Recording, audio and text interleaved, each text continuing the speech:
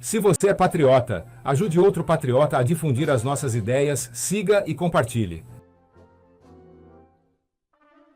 O chavista disse que as urnas brasileiras não são auditáveis, ou seja, que a eleição brasileira não pode ser conferida.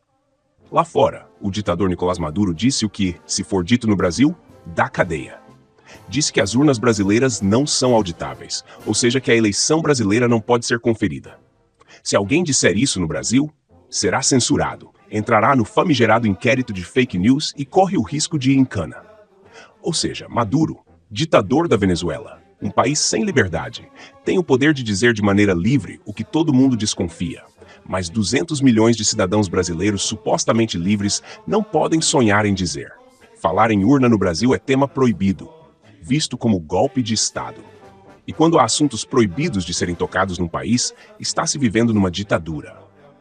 O diplomata petista Celso Amorim disse que Maduro não disse nada demais, apenas fez uma observação sobre o processo eleitoral. Um comentarista da Globo News correu a gritar: se ele não disse nada demais, então Bolsonaro não poderia ter sido cassado, em tom de ironia. Mas a ironia é verdade. Nem Bolsonaro, nem nenhuma das pessoas perseguidas pelo Tribunal Superior Eleitoral por crime de opinião fizeram nada demais. Apenas contestaram o processo eleitoral, coisa lícita em qualquer país democrático no mundo. A ministra-chefe do Tribunal Superior Eleitoral, Carmen Lúcia, correu a dizer que a declaração de Maduro era uma infâmia, que as urnas brasileiras são totalmente auditáveis, porque são auditáveis. E pronto, acabou.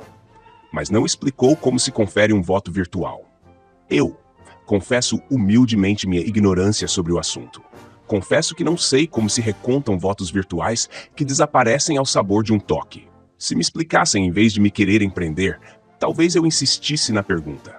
No mundo inteiro, só Butão e Bangladesh adotam voto digital sem comprovante impresso.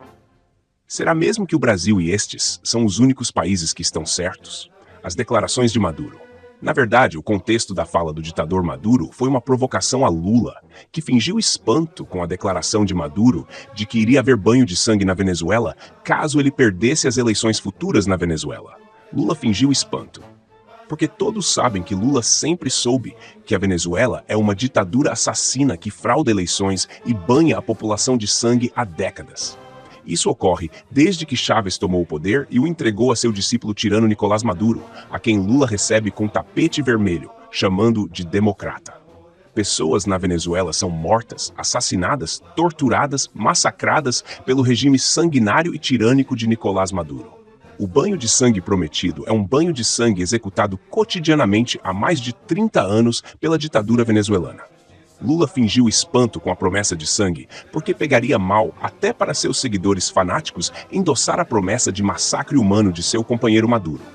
E o que fez a grande mídia para interpretar esta briga de comadres de ditaduras amigas? Disse que a fala de Maduro era bolsonarista e que Maduro era, na verdade, um simpatizante de conservadores e um ditador de extrema-direita. Sim, Maduro, o ditador que é recebido com honrarias por Lula e recebe dinheiro do Brasil petista para financiar sua ditadura, seria agora, como já disse uma vez o ministro Barroso, um ditador de direita. Quase todo mundo contesta o sistema eleitoral brasileiro. Mas se o brasileiro o fizer, pode ir preso, como já disse. A bem da verdade, não dá para dizer categoricamente que houve alteração nos votos. A bem da verdade, não dá para afirmar se houve fraude ou não houve. A bem da verdade, nem precisava de fraude.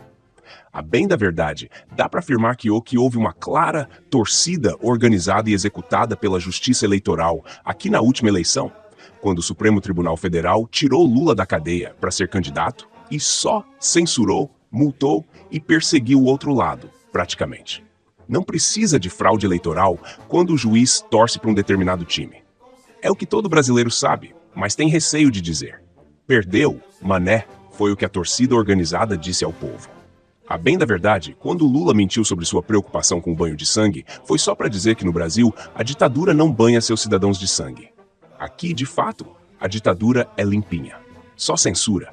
Tira o dinheiro do banco, exila, tira a rede social, a possibilidade de trabalho e prende quem pensa diferente. Se falar mal das urnas, então é levado ao inferno. Porque, como disse Carmen Lúcia, as urnas são auditáveis porque são e pronto, acabou. E ai de quem pedir mais esclarecimentos. A ditadura brasileira prescinde de querer matar qualquer pessoa, porque anula e desaparece virtualmente e realmente com esta pessoa.